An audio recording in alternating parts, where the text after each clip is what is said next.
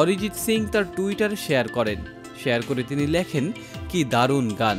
বাংলাদেশের তরুণ একজন গায়ক, যার একটি গানের প্রশংসা করেছিলেন বলিউডের জনপ্রিয় সঙ্গীত শিল্পী অরিজিৎ সিং। সম্প্রতি স্ট্রোক করেছেন তরুণ সেই শিল্পী। বর্তমানে কি অবস্থায় আছেন তিনি, জানবো বিস্তারিত।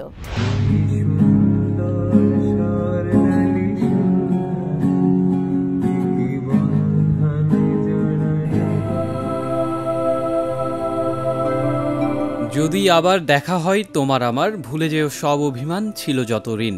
যারা সোশ্যাল মিডিয়া ব্যবহার করেন তারা হয়তো কোনো না কোনো এক সময়ে গানটি শুনেছেন। গানটি ভারত কিংবা অন্য কোনো দেশের শিল্পীর নয়। গানটি বাংলাদেশের জনপ্রিয় তরুণ সঙ্গীত শিল্পী অ্যাঞ্জেল নূরের গাওয়া। সম্প্রতি এই সঙ্গীত শিল্পী মাইল্ড স্ট্রোকে আক্রান্ত হয়েছেন। স্ট্রোকের বিষয়টি 19 মার্চ গণমাধ্যমকে নিশ্চিত করেছেন তিনি নিজেই। স্ট্রোকের বিষয়ে তিনি জানান, ব্যক্তিগত কিছু বিষয়ের কারণে দীর্ঘদিন ধরেই হাইপার টেনশনে ভুগছিলেন তিনি। এই কারণেই স্ট্রোক হয়েছে বলে জানিয়েছেন চিকিৎসকরা। এজন্য সবার কাছে তিনি দোয়াও চেয়েছেন। তিনি আরও বলেন, কিছুদিন আগে হঠাৎই মধ্যরাতে মাইল্ড স্ট্রোকে আক্রান্ত হন তিনি। তখন মুখের বাম পাশ অবশ হয়ে যায়। মুখ অবশ হয়ে গেলেও বর্তমানে তিনি কিছুটা সুস্থ আছেন বলে জানান এই সঙ্গীত শিল্পী। এ প্রসঙ্গে নূর বলেন, এখন মুখ নাড়াতে পারছি, তবে চিকিৎসকরা জানিয়েছেন পুরোপুরি সুস্থ হতে কিছুদিন সময় লাগবে।